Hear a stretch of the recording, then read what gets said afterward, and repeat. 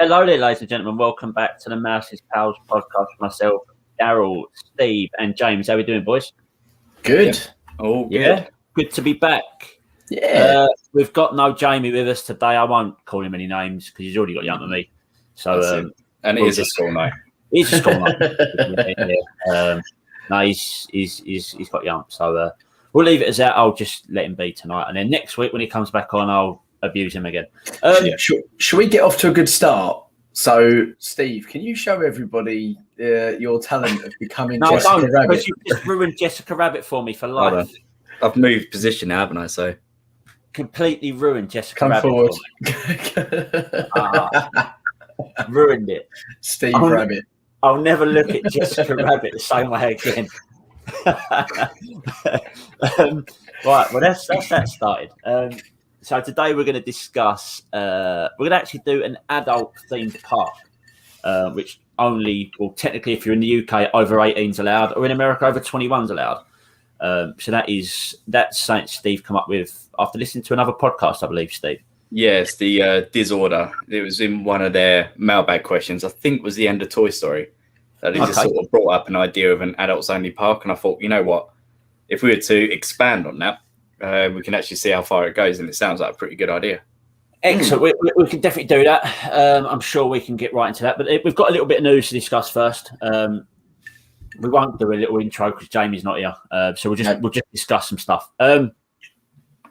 First thing, let's say there's just a few things. One come out, I believe, yesterday. Star Wars Celebration has been moved back from this year, late this year, I think it was July, to early 2022, just because of the pandemic. Obviously, none of us are going to it because it's in Anaheim. But obviously, it's a massive, massive thing for Star Wars fans, and especially for myself and sort of James with that. You get a lot of news, but it's probably a good thing at the end of the day. Anyone got anything to say on that? Not a lot. No, not really. They need to, apart from they need to bring that sort of stuff over to the UK. They've done it once, I believe. Once, I think we've had a Star Wars Celebration here. I'm not, or is it that might have been D23? I can't remember. I have to look into that. But there has been one. But they should bring stuff over here because I'd do that in an instant. Something like that. The other one that I see today was, so we're a bit underprepared, so I do apologise for the state of this podcast. Jungle Cruise has been, I don't think we had a release date, but it's been said that it will come out on Premier Access on Disney Plus as well as cinemas, which is about £20. So I think a lot of people, especially here, when the cinemas open, I believe Monday, is that right? Cinemas open again Monday? Very, very soon. I know that. I can't remember the exact date. I think it was May 17th. So Monday we can go back to cinemas and enjoy films there again, which is going to be great fun. But that is something that is coming on to Disney Premier Plus as well. We've had in Epcot, they've been practicing and using and testing out the new stuff for the new nighttime show, which I can't remember what it's called. Is it Horizons? Something like that, something along those lines. So this podcast is already an absolute stone. It's so underprepared, honestly. I blame Jamie. Honestly, he's a news guy, and he's just blown us under the water. So we blame him. Look, should we just scrap news off? And do No. We like news. Keep going. We like the random. I'll give you another bit of news, and I've actually got it here as well. I can talk you through it. Breaking, Walt Disney World removes 6 feet physical distancing requirements. Will change to less distance in selected locations. Universal actually done this last week, and it's actually done pretty well from what I've read. What's your thoughts on that? Is it too early? Is it about time they started going back to normal? I think it's a little bit early over for America. It's still quite rife. I believe over here, I'd understand a bit more. I don't think it is as rife anymore, mate. They're in the same sort of situation with. Have they had their vaccinations? Have they? Yeah. Say in a lot of sports games out there, they've got 25% capacity crowds, and it's going pretty well. So I think it's probably quite a good thing to start getting back to, because once that comes down, they'll then expand the capacity of the parks, I believe. Yeah. And you just need to get the world back to normality. We can't carry on like this anymore. Yeah, I completely agree. I do agree, but then I feel sorry for places like India that haven't got the ability to really push the vaccination out there like we have, like America have, because they're in a real bad run of things. Where we was just a few months ago. So hopefully it will turn around for them. But yeah, I'm with you, Steve. We've just got to try and get back to some sort of normality. It is starting to feel a little bit more normal here. Like my work at school, it's starting to feel a bit more normal now. Like the procedures we had in place have kind of eased slightly. The main thing that we've kept is like kind of keeping parents out of the school grounds when, before and after school to collect them. But other than that, it feels a bit more like a normal day before COVID. Yeah, and Jamie's been gutted. He's not allowed. We're going to leave him alone, Steve. Leave him alone. Wait, it's an adult theme show. We can say what we want. Leave him alone, bless him. He's probably asleep already anyway. Yeah. Yeah. Honestly, he's going to hate us so much. Steve don't care. He's got a whiskey. I kind of hope he's watching as well. Steve, I just want to ask you a few things. You've on your Facebook page, is it the Bearded Dad? Yeah. You've been doing a lot of Disney orientated stuff, food, drinks, and stuff like that. The Old Fashioned I see you do the other day. How was it? That was really good. Now, see, I've sort of been experimenting with whiskey cocktails recently, and there's two that I've made: the Manhattan and the Old Fashioned. And I actually preferred the Manhattan. Okay. Over the Old Fashioned. Both of those are really, really nice, but the Manhattan, really, really good. Yeah, I actually watch Dev, the YouTuber who does a lot of the Disney and Universal stuff as well, and he always drinks Old Fashions at Disney bars. So I've wanted to try one, but I'm not a big whiskey drinker, so it's always sort of put me off. It's a lot of whiskey, Yeah, I bet it's pretty strong as well. Yeah, literally, it is just. Christ, from the memory of it, it's sugar, orange, like bitter, then whiskey, and then ice. Nice. And that is it. Yeah. Nice. So if you like whiskey, it's a great one to have. Excellent.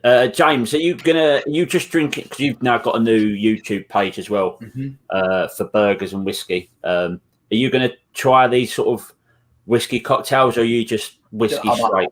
No, I'm up for trying any whiskey cocktails, absolutely, especially ones that are themed off Disney stuff and that. Yeah, 100%. Yeah, it'd be great. Where have you sort of got them from, Steve? Is it from a Disney recipe place, or is it just what you've been trying? So the Manhattan and the Old Fashioned are, I think the Old Fashioned's about 200 years old. So it's Steve, you got any of them images at hand you can sort of share? Yes, I should do.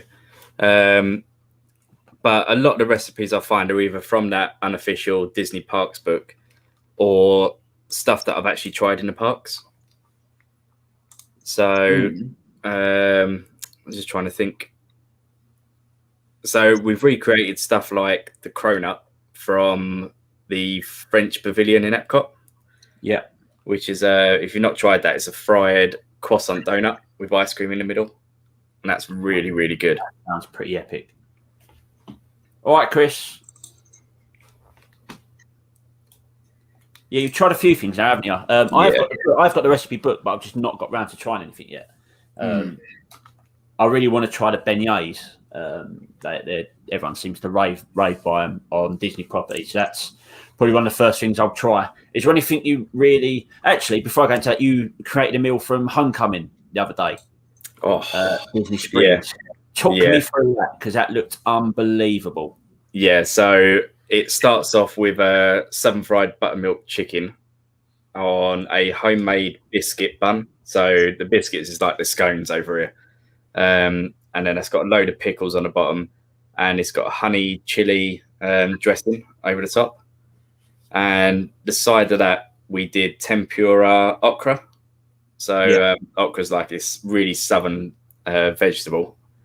And something called Hush Puppies, which is a very, very savoury donut, which is deep fried. And it's got like this sort of spice to it as well. And that was served with one of my rare JDs that I've got. Just you talking about it, I'm salivating. Like that picture is so nice. All right. It looked amazing, and I'll get Steve to put it up on our pages and stuff. There we go. There's a few of them now. Yeah. So the Bearded Dag UK. Here we go. So what's that one, Steve? Okay, let's go back. So that is the Bahama Mama. Oh, Yeah. That one looks amazing. it does. That's like me written all over for a cocktail. This is not quite Disney, but Is it because you love cook? You said it was an adult one, mate. It is. Yeah, so this is not quite a Disney one, but there was a restaurant on iDrive called Bahama Mama, and I saw this cocktail being served, and I thought, you know what, I need to recreate this. So that's where that one come from. Mm-hmm. This was done from La Hacienda de San Angel, which is in Disney Springs, I believe. It's either Disney Springs or Epcot, isn't it? Yeah, it is Epcot. Yeah, it's Epcot. Yeah, so beer battered fried cod, chipotle lime guacamole, all served with. This looks amazing. Yeah, pineapple and passion fruit margarita. I'm gonna have to come round yours during the summer to eat your food. Like, we'll have to have a Disney night where you just cook and eat. James, you up for that? We'll just put it on Steve now. We'll just go around Steve's. Yeah. Excellent. Done. Yeah. Deal. We can have some blue milks. I'll finish on this last one I'll show you. If you want to see any more, check out the Bearded Dad on Facebook. But this is Star Wars Blue Milk, and to be honest, it rivals Disney's Dole Whip. Take that back. No. Nothing rivals Dole Whip. Have you tried? You can say butterbeer. Nothing will ever. Nothing. Have will you ever, tried the Blue Milk? I don't want to try it because Dole Whip is the one, mate. He's scared to try it, Steve. Give me a rum Dole Whip as well. Blue milk's great, but can you have it with rum? You know what? I bet you could spice rum with it. Yeah, I would go for more white rum or Malibu because it is done with coconut milk. I actually do like Malibu as well. Malibu's nice. Okay. Right, shall we go to a little break and come back and start talking about the podcast itself? Okie dokie.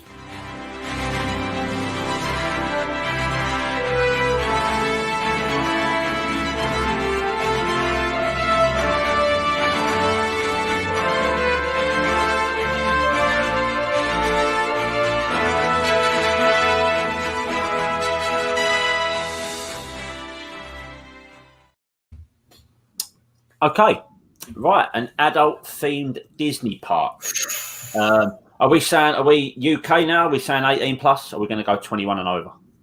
We'll go 18 plus. So, you Americans over there can, you've got you can enjoy it a bit younger. You've got a free card for this one. Yeah. Because it's on our soil. So how do we start with this? Obviously, alcohol will be in this park, no matter what, because it is an adult park. What's the rules? How are we going to play at this, Steve? What are they sort of saying? So I reckon alcohol it's not going to be limited, but obviously there's going to be a lot of security around. There's going to be like height and stuff. So any misbehaving, you get kicked out. So still has to be a friendly atmosphere, but with the added additions of stuff you can't get in the Disney parks. Yeah, I also do think things like zero drug policy because it's Disney. If it's Disney, you've got to cut out anything like that. What about nudity? Nudity. It depends to what extent. Well, I want to see Jessica Rabbit strippers without Steve's head. No Steve's head. Right. Just why not? It's an adult park. No, all right. So who'd like to go first with an idea? Right. Oh, do you know what? You could go with... Well, naturally, you're going to go for Jessica Rabbit's Gentleman's Club, aren't you? That is going to be the lure to this park. Imagine there being imagine it being like a main street, but all along Main Street, you've got different bars and things like that with different theming. You've got a sports type one, an ESPN bar that's got all sports and stuff in. Have you been Old Town? I haven't actually. I was very, very young. Okay, well, it's sort of set out like that. Chris is on my level. Yeah. Princess Strip Club. Chris, well said. Good man. Oh, no. Are we full nudity, Chris? Here's my question to you, Chris. Full nudity or just like no, bikinis and stuff like that? Yeah, what about like Hooters sort of level of seediness? But with maybe one level higher. Yeah, grow up, James. I'm just picturing like My kid's been to Hooters. Come on. I want to see flesh, mate. all right. No, I go. Yeah, so right. No, It really does feel so wrong feels saying very that. right, it does. I will never. I won't look at Disney films like it again. This is what I mean. Right. So we said like Main Street having all the bars and restaurants like up the main strip. The Jessica Rabbit bar would have to look like the bar that she sings in. You'd have to Yeah. clean it right out. Yeah, like what's that? Like a jazz type yeah, place. it's like a jazz club, blues. It was like a blues club, wasn't it? How Something cool would it like be if they got like projection mapping for all like the tunes running about the walls and everything on that? How That'd good be would pretty that sick. Just You've to got, add a like- little bit there. be? And you get like a projection of Eddie Valiant in there. Yeah. Stuff like, You've got all the you've got all like the tables around on the main floor. You've got like waitresses coming around and barmen sort of serving everybody. Daryl, if you like, they can be not wearing much. Even the men for you. Fingers crossed I'm watching this first bit. Yeah. And you know, like you can it could be like a live show. During the day you don't get live cabaret, but you can get like the drinks and stuff. But in the evening when you go down, it's a bit more explicit, I guess, if you like. Yeah, So- no, Sounds good. sounds good. So if we make our way up to the castle, my idea is in that big sort of open area. Not quite sure what it's going to be during the day, but night, one massive like DJ booth set up, and you can have like all of the castle with still the projection mapping, but it does all like proper lasers and stuff, and you have like a I'm just massive home imagining- party. I'm You just can have like a big imagining. party. I'm just Yeah. imagining Mickey Mouse with a hat on, doing the decks, Yeah. Lines in it, like like proper like rave glasses doing the decks. you could put a techno or like the Disney songs and upbeat Yeah. and have it that way. That'd be pretty sick. I reckon they should just do it. Like literally, this everything we take here, Disney, take it on board. I'll go tomorrow if I get the chance. So Go on, James.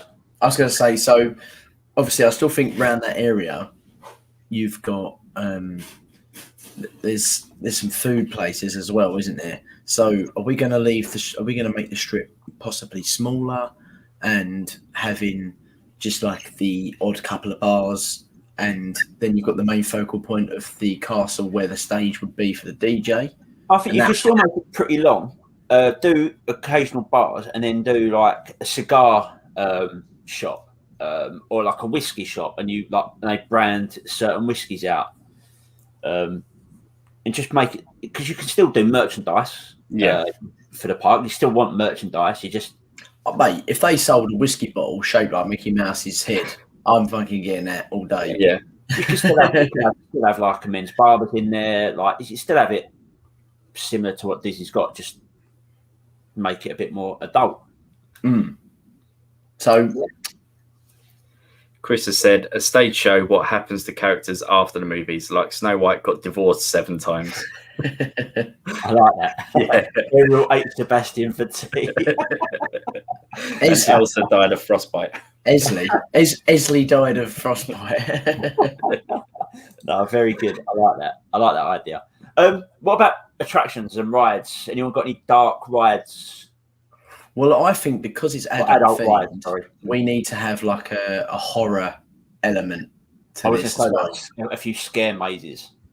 Yeah, and you could theme it like You zombie. could do, You you could could do do one on, zombie you could do one on princesses. Hades Underground. Yeah, that would be good.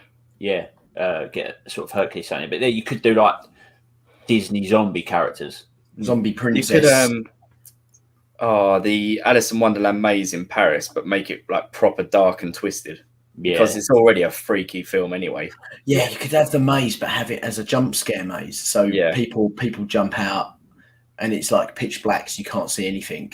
but all you can see is like floor lights telling you where sort of all the exits are and stuff. Yeah. I really want to get back to Fright Night this year. Just talking about jump mazes and stuff like that. I'd love to do Halloween Horror Nights. Hopefully they're going to bring that back. I think they will. Everything should be open in a month's time now, shouldn't it? About 5 weeks from now, everything should be back open. So fingers crossed. What sort of food do you think they will have in this park? What sort of restaurants do you think people would want? I think it really changes a lot, does it? I think you can do away with a lot of the like kiddie stuff.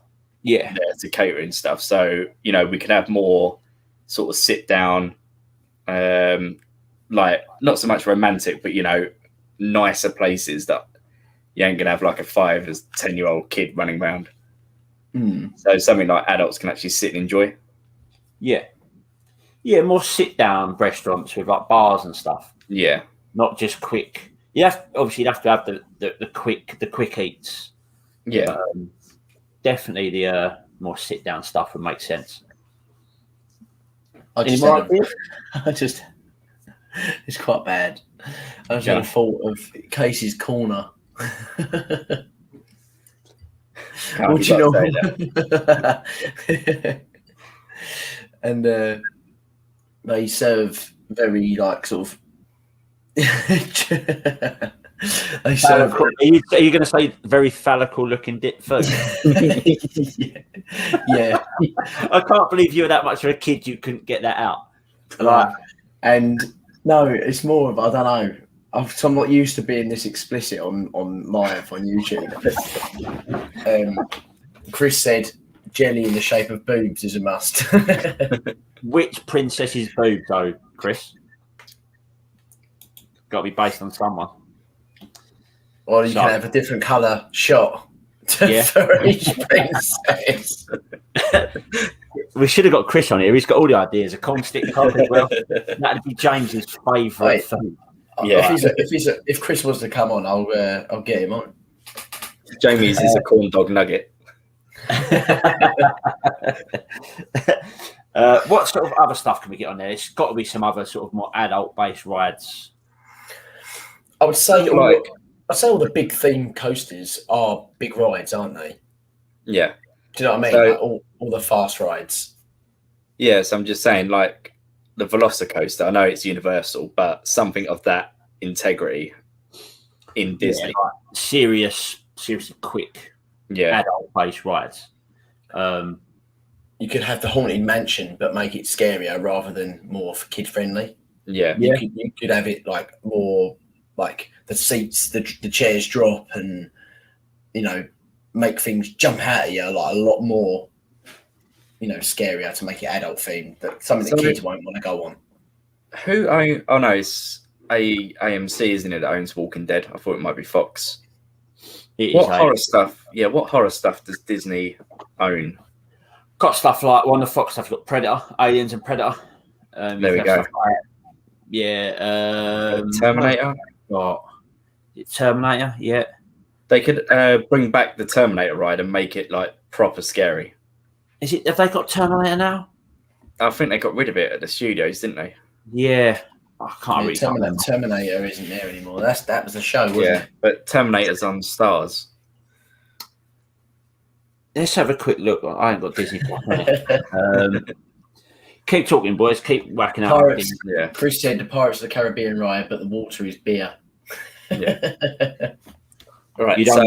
You'd only find every geezer in there. Like Pirates of the Caribbean, 1,000-minute wait. Could you imagine the queue system? Just a load of geezers constantly. Just empty pint glasses. Why is everyone running for Pirates of the Caribbean? Because they can get drunk. Yeah. Oh, do you remember Waterworks at Professor Burke's Bubble Works? Yeah. Bubble. That's it. At Chesnington. Unbelievable ride. How soaking wet you get when you get off of it. I'll tell you, it's now the Gruffalo ride, which actually is really, really good. Yeah, is it still the same mechanics and still the same mechanics, but it's so updated that it's just amazing. It's definitely a ride you got to go on. You still get absolutely trounced with water everywhere. You could have quite a bit of, if you wanted to go more horror of the Disney properties, You've got stuff like the X-Files, which is now a Disney property. Yeah. Signs.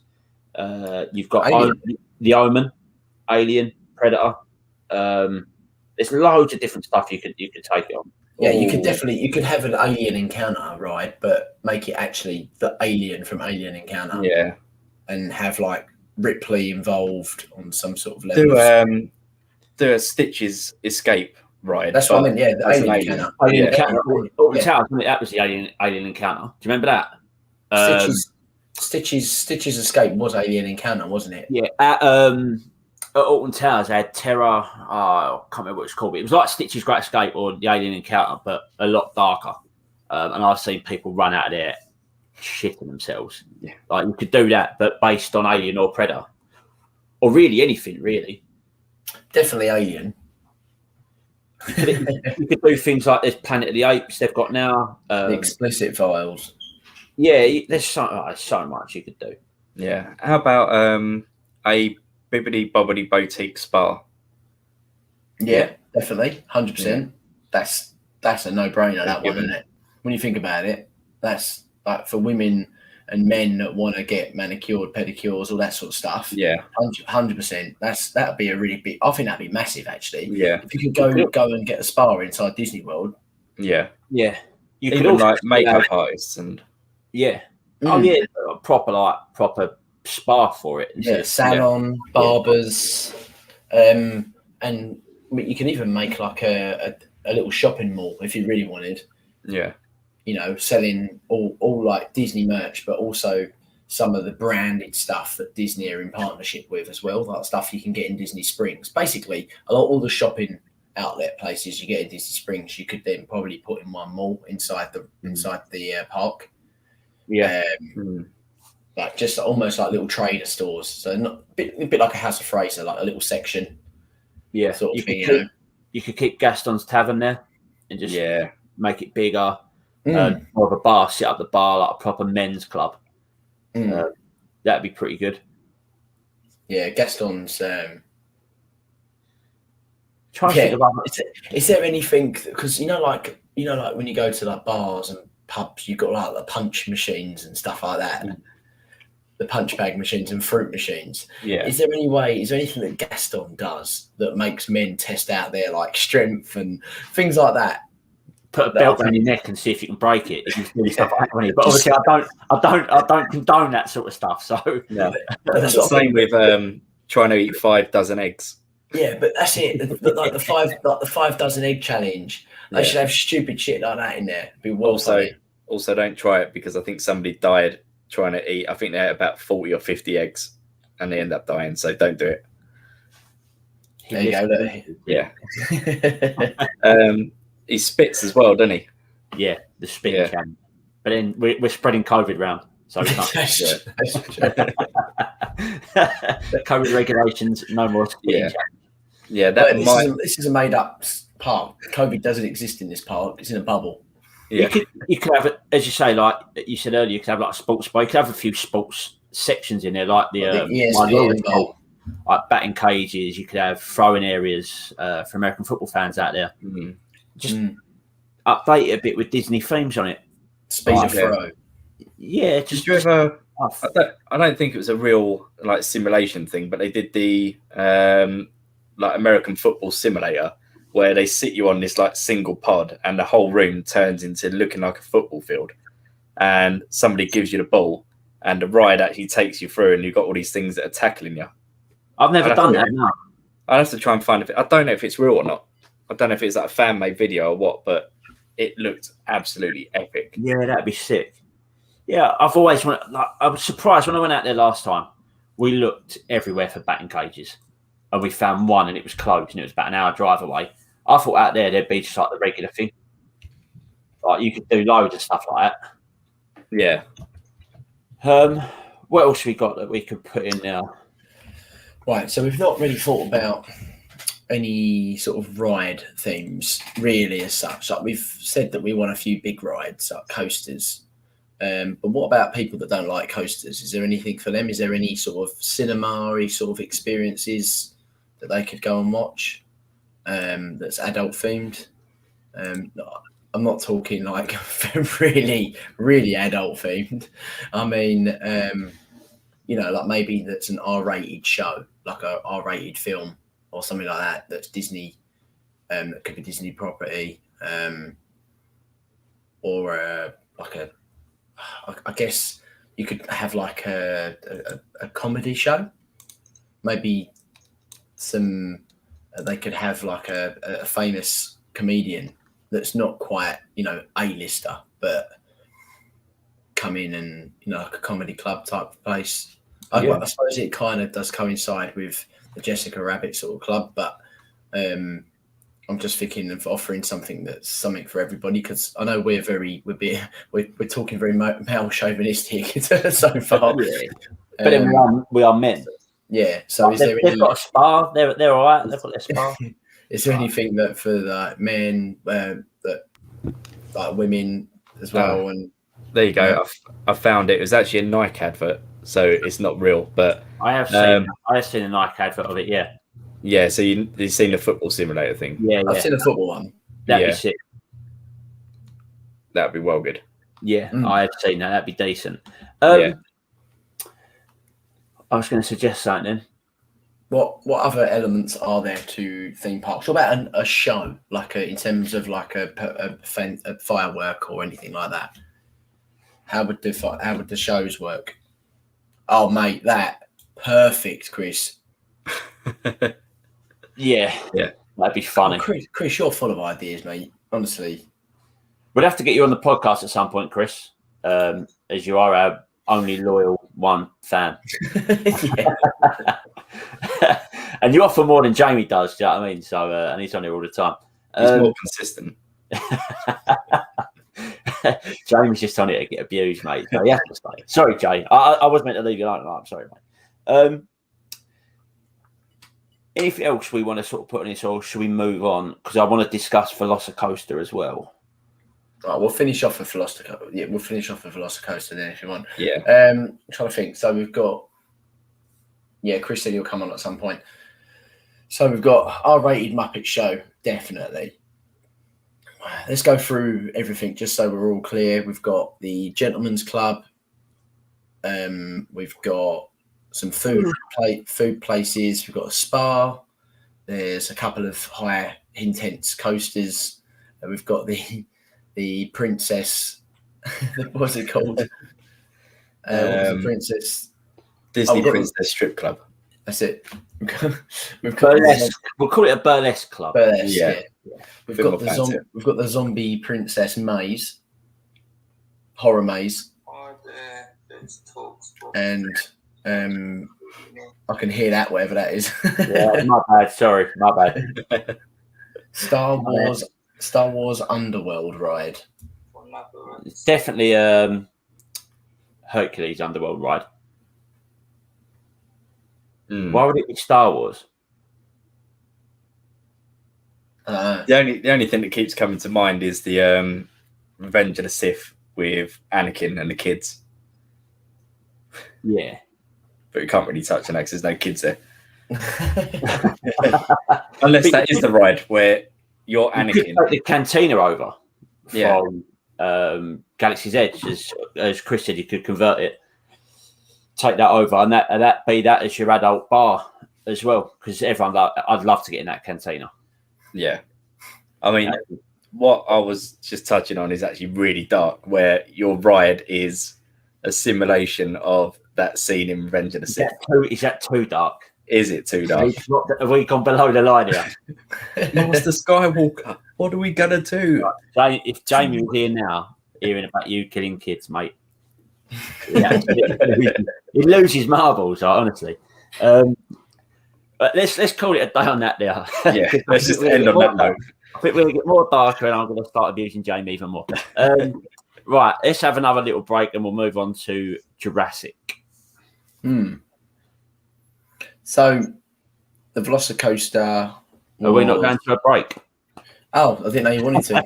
Let's go to a break and discuss Jurassic. I did hear that.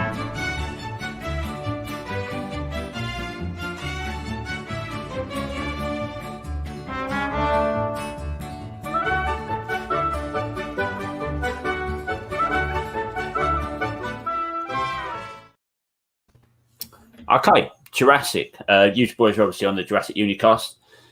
We've had the Velocicoaster. It's not actually officially still open. They're doing soft openings, a lot of Press openings and openings, stuff press like that, openings.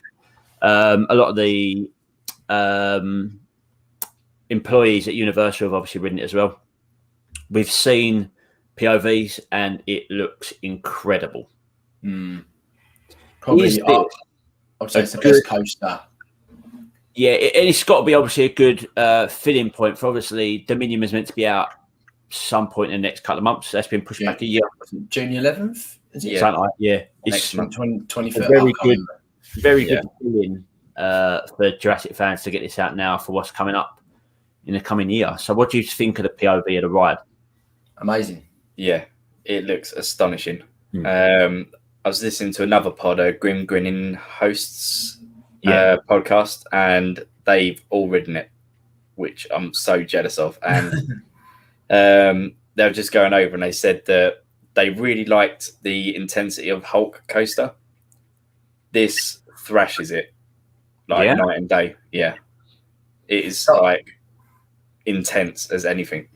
I've watched a vlog of someone that just a vlogger that managed to get, like a Tim Tracker that managed to get on it, and he said it's probably he reckons it's the fastest coaster that's on property.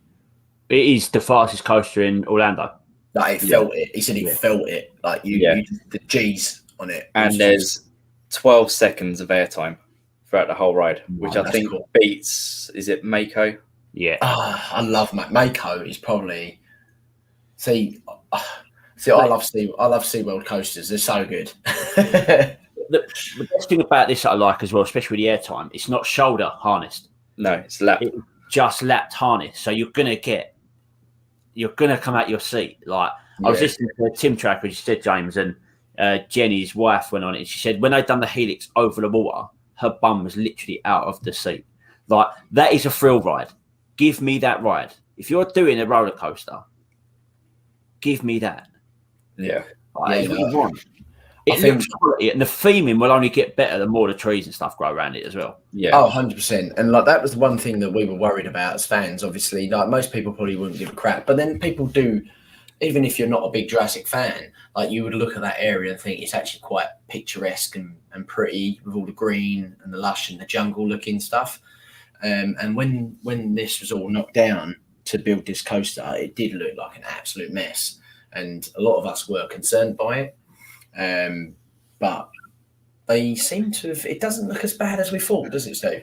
No, and I think the actual case that it looks like we have got a decent roller coaster, it sort of outweighs the viewing of the visitor centre. See, at the point when they were building it, I thought, this isn't going to be even as good as Hagrid's. Because Hagrid's was the top dog in the last 2 years. And I was thinking, this ain't going to be as good as Hagrid's, and they've just destroyed that area to make it look for a coaster that's not even going to be as good as Hagrid's. But now, my God, have you seen they've built 2 unbelievable roller coasters in the space of a year? Wow! Do you know what though? It needs it because as much as I love the simulator rides, I'm a bigger roller coaster fan than I am sim ride. On the same however, I do. My favourite ride is probably Flight of Passage, but that's purely because of the feeling and adrenaline it gave me. But I kind of try to discard them from each other as head-to-heads. But on Universal property, it's my favourite, I reckon. That's why I've sort of always struggled with Universal. I like the parks. You've got some good stuff there, but it was a lot of looking at screens, getting a headache on screen, feeling sick. Like you had Gringotts is good, but it's still screen based. Forbidden Journey made me feel so sick. Yeah, the Forbidden Journey did. That made me feel so sick. Yeah, I felt awful on it. The Simpsons, however amazing it is, you just feel sick because you're watching the screen all the time. It's like being in a car and reading. Do you know what I mean? That's how it makes me feel. But these rides that they're building, especially in Ireland, and it's great that they're in Islands of Adventure because you've got the roller coaster in Universal. You don't need many more roller coasters in Universal because it's not that sort of park. Islands of Adventure, fill this up with rides like that, and that will be one of the best parks in Orlando. 100%. And like Chris just said, the animatronics in the queue is so good. There was it's actually Grim Grin's host that actually touched on a bit where you go and you can see the ride, like the track from the queue system.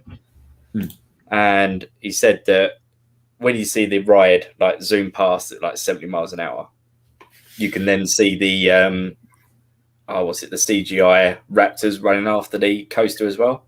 Okay. And then Blue stops and then looks up at the crowd at the queue, and then does a snorting breath, and then they burst a little bit of air up to you, and then Blue runs off again. So there's a little bit of interaction in the queue as well. Excellent. I didn't know that. That sounds great. But I see the animatronics of the Raptors. Wow. So good. Like Disney have stepped up their game in recent years, especially with Avatar, Pandora, and Galaxy's Edge. Like aesthetically, they look incredible as lands, which they had to do because of Diagon Alley. But this as a roller coaster is just something else. And now we know that we've got Tron coming, we've got Guardians of the Galaxy coming, but I think this is going to be very hard to beat for Disney. Yeah, the thing is with it, it's put in a world of like the Jurassic World bit or Jurassic Park section, Jurassic Camp. I don't know what it's called over there. It's not particularly the greatest, I would say. I don't think Universal aren't very good at looking after their biggest brand of Jurassic at all. Like, it's the biggest franchise that Universal own. Is it? Yeah. Oh, you think bigger than Harry Potter? Harry Potter. Yeah, it's not Universal, but it's still their property at the moment. Oh, I don't. Park is still their property. Oh, in terms of the law that it'll bring, absolutely not. I'm not competing it with Harry Potter because Warner Brothers. I mean, Universal own Jurassic and Harry Potter's in its own league. Yeah, Harry Potter is Warner Brothers and it's worldwide, so you can't. I'm not comparing it to Harry Potter. I'm more for a Universal owned brand, as in they've sponsored it from the beginning. They've had Jurassic Park, Lost World, Jurassic Park 3, Jurassic World, Fallen Kingdom, now Dominion. It is literally their biggest franchise, apart from the franchise. Fast and Furious is, I guess, second. It's their biggest owned. Like Universal always produce Fast and Furious films, right? Yeah, things like that. Whereas if you look at how much has Jurassic franchise made, it's something like 5 to 6 billion, isn't it? It's averaged to 1 billion a film. Yeah, and there's 5 of them, so it's kind of you're looking at it's its biggest money earner for the amount of films that it's produced. So Fast and Furious are hitting the same of over $1 billion per film, but there's like 400 of them. So yeah. But I think what my point was is that the Universal aren't very good at capitalizing on their biggest market. I don't think they don't push it enough. I think they're starting to. Oh, by the way, Jurassic World is actually bigger than we thought. They're starting. I think basically, if Disney got hold of the Jurassic franchise, it would be huge. They'd do exactly what they've done with Star Wars. It probably wouldn't have the same effect, but they would do what they've done with it. How they brand it with everything. Yeah. Just throw everything at it. Basically, what all the Star Wars fans hate that Disney have done, they would do to probably Jurassic as well if they got good franchise. They sort of missed a trick. I know. Look, Harry Potter for them, Harry Potter Land and World there is phenomenal. Massive, we all love it, right? Yeah. But do you think they sort of maybe now wish they hadn't built Hogsmeade where it is? Because what they could have done with Jurassic there, because the lost Jurassic World and Fallen Kingdom come after Harry Potter and that was done, so they didn't know you were going to get this sort of rebirth of Jurassic. Yeah, of course. That was a whole space of land they really could have made into this Jurassic land. We've discussed this on several. Yeah, we've discussed this on several Jurassic Park pods before, but the Kong ride, Skull Island, should have been a Jurassic Park ride. Yeah. there's no reason why it shouldn't. And to be honest, it's easily fixable because the ride is very, very closely based on a couple of Jurassic Park films.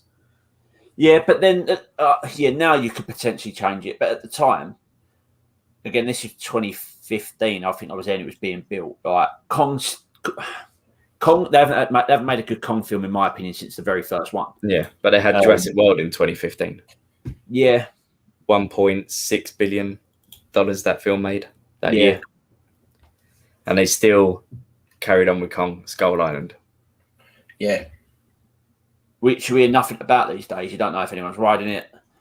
Like, no, it's just one of those. I never see Tim Tracker on it. Like, I've never ridden it. What, the Kong ride? No, it wasn't open when I was there. It's good. It's good. The animatronic's good. I actually enjoyed the ride. I think the ride's great. It's just a shame that it's Kong and it's plonked straight in between the Jurassic coaster and the Jurassic World and Harry Potter. It's a bit random. I saw it being built and also got a good look at it while I was on the Pteranodon Flyers with my daughter. So I got a good view of that. Do you know what they got? I think what they got right in Universal Studios over in California, I think it's part of the studio tour. And while you're on the tram that takes you around the studio tour, you go through the area where the Kong is, the Kong ride, and you go and experience it there as part of the tour. I'm wondering if Kong Skull Island would have suited being in the main Universal park as opposed to Islands Adventure. Probably would have. Yeah, probably. And having its own section there. But we've gone way off topic. I was going to say, Velocicoaster looks sick. The POV looks great. The animatronics are superb. I love the statue that's here in the middle, right in the middle of the queue system. And also, what was I was going to say about what are you laughing at? Check your WhatsApp from Jamie. Yeah. So Chris is just very quickly. He says, "Do you think we'll get any more Jurassic themed attractions?" I hope so. And while we were talking, I've just thought of something that would be absolutely amazing. So, we've got the Hogwarts Express that takes you from one part to the other. Yeah. How cool would that be if you board the Jurassic Park tour vehicle and it takes you from one part to the other and they've got the same sort of screens on the windscreen? I want a gyrosphere. I'd love a gyrosphere. But then you could have the VR headset on. Just sit in it as a ride, and you have the bowl around you is like a projection. Going through like they do in Jurassic World, and you go through the world. Like I think that'd be sick. The valley in it. Yeah. Have you? There was the Oculus VR headset thing. I had a go of Dan White's the other day, and there's a Jurassic World one on there where you're Blue escaping the volcano, and it's so good. The scale is like almost perfect. Like Blue is literally your head height next to you, and the scenery is superb. Something like that on a ride. It's so immersive. It'd be amazing. Yeah. But we're now just creating rides now. Well, this is while we're sort of on Jurassic, we might as well talk it in a bigger scale. You've got, so the next year Dominion comes out in about a year's time, and you've got season 3 of Camp Cretaceous coming out very soon. Mm-hmm. What's your thoughts? So I'll say, which I'm doing a commentary for, aren't we, Steve, on the channel, on the Jurassic Unicast. Okay, so what do we think is going to happen in season 3? Do you think it's going to be better than season 2 at the moment? Are you looking forward to it as much? It's going to be darker. Yeah, I'm still hoping for Sauna. At the end?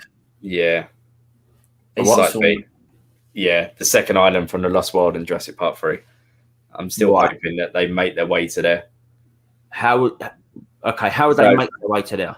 So they're trying to escape the island, and they fashion a raft or a boat, or they get on a boat that's there and they manage to sail out, but they get completely lost and end up on Site B and what they think is the mainland. And as they turn up and get off the boat, they're on Sauna. and they can see that there's even more wild dinosaurs. You've got the Spinosaurus there and everything like that. And I think that would just be such a good series to have. Well, okay. Also a reintroduction to the Buck and the Dorex with the baby. Yes. Although the baby wouldn't be a baby anymore, but Yeah. I want them to. That's a good one, Chris. I want them to find the frozen raptor in the visitor centre that's been there since 1993, basically. Because in the Jurassic Park film, Tim shuts the raptor in the freezer before they escape the island. Yeah. And obviously, from that day, it gets abandoned. So the old park is still there. Is that Site B then? No, that's Site A. Site A is the main park, the one from the first film. So where are they now? On Site A? They're on Nublar, so Site A. Right. Yeah. So you mean there's two islands with dinosaurs on them? Yeah, Site A. Site A is a Nublar, is Jurassic Park and Jurassic World. But is the would the visitor centre still be there? The visitor centre is there in Jurassic World. They go and the boys go in there, and they find the Jeep to escape the Indominus. Right. But it's kind of all like overgrown and in ruin, because it's like 25 years old, and it's been like the jungles kind of took over it a little bit. Bit the same, like, it's like something off Jumanji actually, and this is going to appear in season 3, I think, because we've seen screenshots of it where the cast members are outside the main entrance of it. It looks like with the big doorway and stuff. Right. You see, so we're only obviously guessing here, but we're assuming that they visit that old section of the park. I believe there is a picture of Blue standing on the T-Rex skeleton head skull that's from the display thing in the first film. Because we haven't really seen much of the raptors yet, have we? Not at all in Camp Cretaceous, which I thought is the most strangest thing ever. I thought, being a kid's show, they would absolutely just, what's the word? Milk the crap out of the Raptor squad. Do you think they're trying not to because of how big they've been in the films? Well, I just think they're missing. Go on. Yeah, I'm just saying they're missing a massive market for Blue. Mm. Well, to be fair, this third series, now it's coming out at this time, with Velocicoaster coming out, you could very much have a Raptor-based series. Actually, I'm just trying to think. The reason why we haven't touched on the Raptor squad in Camp Cretaceous is the timing, isn't it? Well, they're dead. Yeah. After the first season, they're all dead except Blue. But prior to that, during Jurassic, they're at the same time as the Indominus. So the Raptor squad isn't actually alive then, is there? Because Owen's not on the island raising the Raptors. Right. No, but in season 1, that's during the events of Jurassic World when the Raptor squad were still around. So it could have been it could have been a prime time for them to milk it then. You know, the kids get to go to visit Owen's paddock with the Raptors and feed them via like the little pig trap. Yeah. And, do you know what I mean? Or feed them the mice that he does to sort of do the training. Things like that'd be such a cool way of like introducing Owen as a character as well in cartoon form. Things like that. But with obviously reasoned budgets as well. Season 1 probably had a lower budget than season 3 has. It looks like it has visually as well. What do you think they'd need to have had to paid Bryce Dallas Howard and Chris Pratt to voice the actors? Because if anybody else played them, it's going to be crap.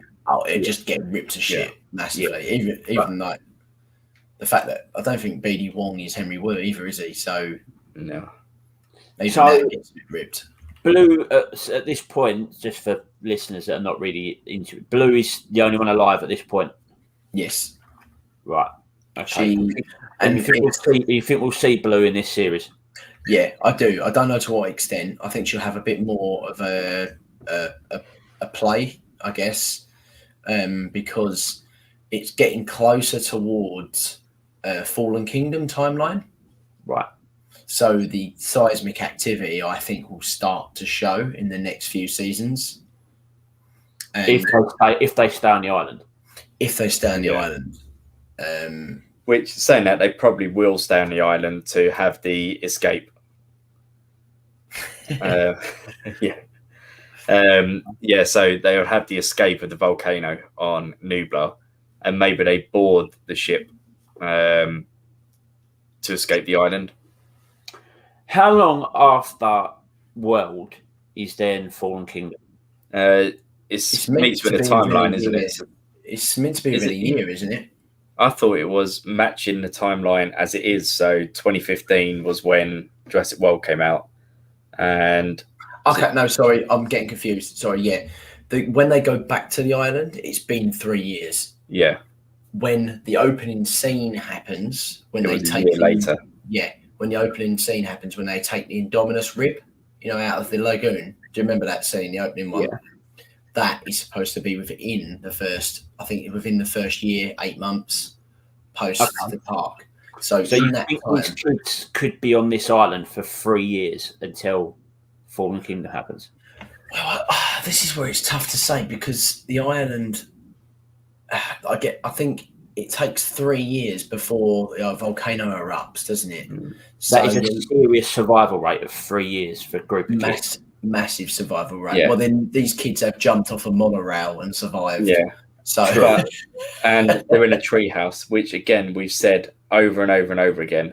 There are 5 to 6 luxury hotels on this island, and they chose to build a treehouse to live in. Yeah. You kind of have to glaze over that. Yeah. Fair enough. All right. One more thing, Dominion. Euro. Do we know any more? Do we know a bit more of a synopsis on it? I could tell you a little bit more from what I've read. That's potential spoiler. Stays out. Yeah, but it's like me and Chris have discussed this quite well. There's all I will say is that I'm not going to spoil it, Steve. Don't worry, I'm not going to spoil it. All I'm going to say is that you can blend it. That the way Trevorrow wants to make this film is he wants it to feel like Jurassic Park 6 as much as it is Jurassic World 3. So there will be a lot of history that's been brought through this film, almost like a climax celebration of everything that's happened up until this point. There's a lot of stories that need tying up. There's a new character called Dodgson that is in the first film that gives Dennis Nedry the embryo can to try and steal the embryos. Now, he's not been in any of the films since that point, but his character is being brought back in this next film, so there needs to be a plausible reason for why he's back. So that could lead to the past slightly, maybe. Do you know what? When you say things like that and what you've just said, it worries me a little bit. Because the 2 films that have done so far have been fantastic. I've really enjoyed both, especially the difference in the darkness of the second one of Fallen Kingdom, how dark it seemed. Yeah, it's great to see old characters. We all love old characters that you love, like Sam Neill's character and stuff like that. Yeah, but they've got such a good thing going on here. I'd just like to see these characters just smash it out for what they've done, like Chris Pratt and Bryce Dallas Howard's characters. You're mixing all these people, mixing them all in with older characters. You're taking screen time off of them.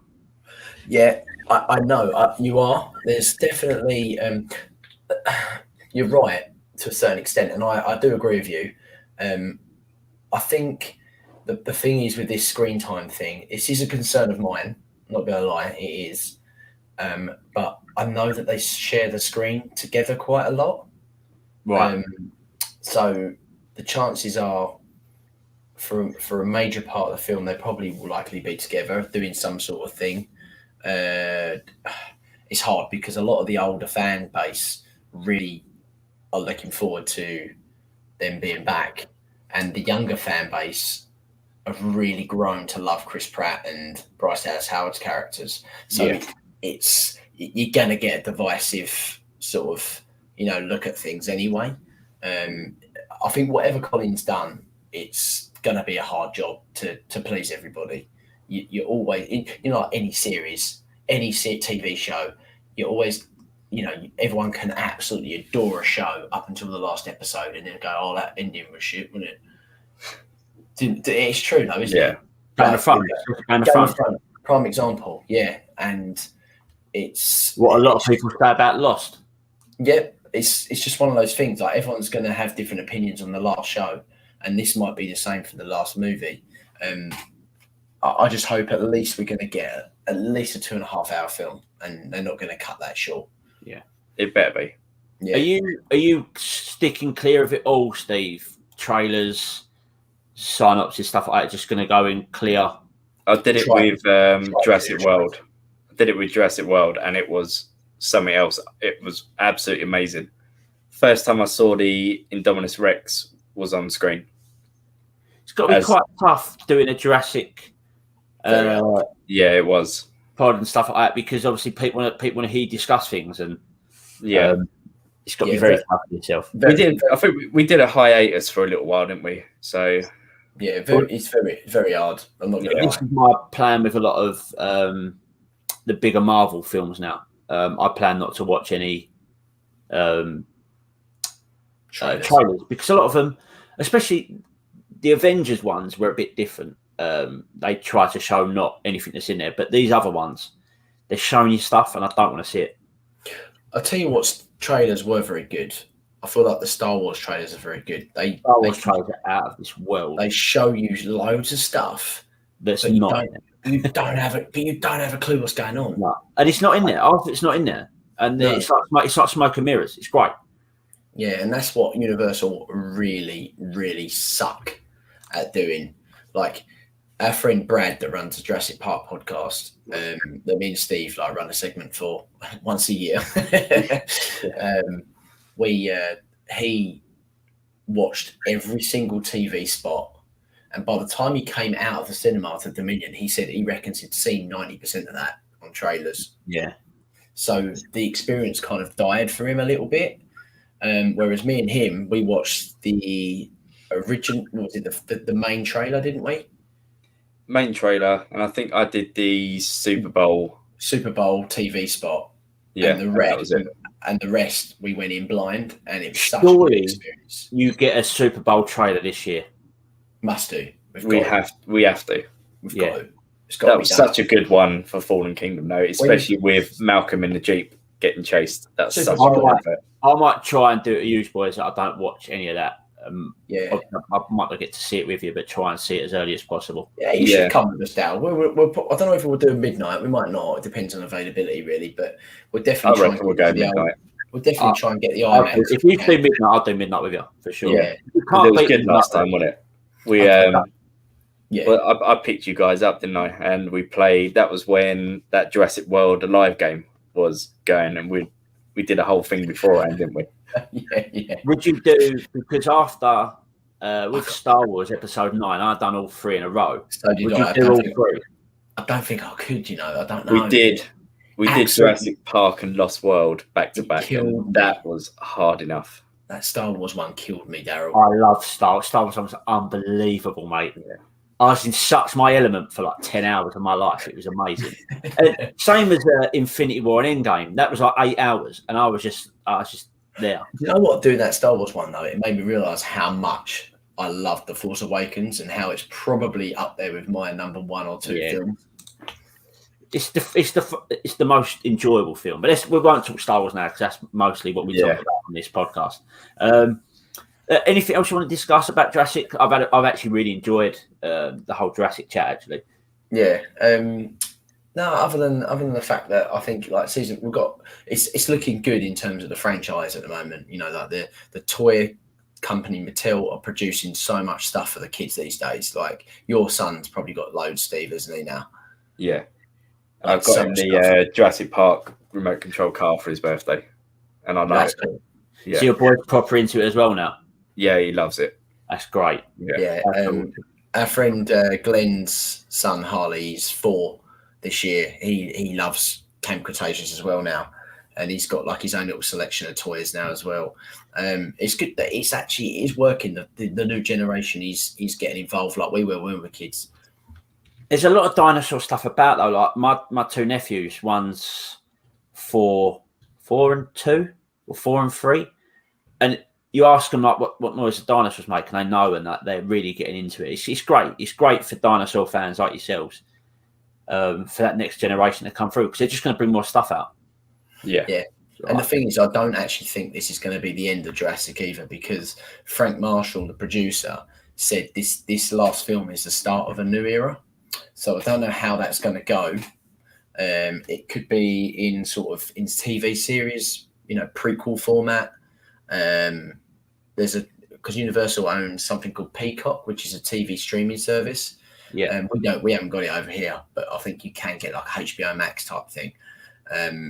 And I think they're looking into doing almost like a backstory of certain characters, a darker sort of look at things, like a lot of the stuff that's been missing in the plot of the films. Surely, if Dominion goes the way that people think it could go, you could do a lot of different backstory on a lot of the different happenings of dinosaurs in the real world. Yeah, sure, 100%. Because you like that little not cartoon, that little short you showed me. Yeah, the Battle of Big Rock, so good, so well done. They could do more of them, couldn't they? You could do loads of stuff like that. Yeah, I'd be really interested in stuff like that. But just before we finish, Chris, was that all the Hobbit in one day and then Lord of the Rings in another? Because Hobbit and Lord of the Rings are like 3 hours each. Yeah. I think Dan White did that as well. He dressed up as Gandalf. Watched all 6 in a day? I think so. It was like 10 hours, I think he said. Yeah, he said it really killed him.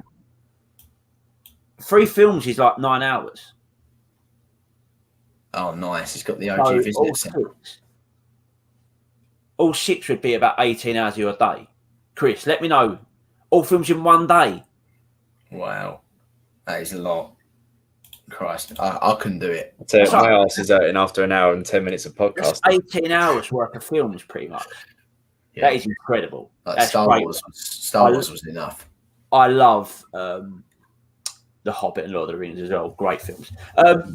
Anything else you want to discuss, boys? No, I'm good. I think we're pretty much done. 18 hours. I've actually really, really quite enjoyed the last half hour. The first half hour, which pretty much take the piss out of Jamie, and he's already texted us about it as well. Great. And the last half hour is actually really interesting. So we'll be back in a couple of weeks. We'll get the podcast up. We'll get back. What's the next film? Lion King, I think. Lion King. We'll do that. We've got some other ideas that we want to sort of start doing. We'll just try and get back in the swing of things, boys. Right. Yeah. I'm off to bed. I'm knackered. So I'll see you boys soon. See that, guys. Yeah. Thank you. Yeah. Cheers, Chris. Thanks, mate. Bye-bye.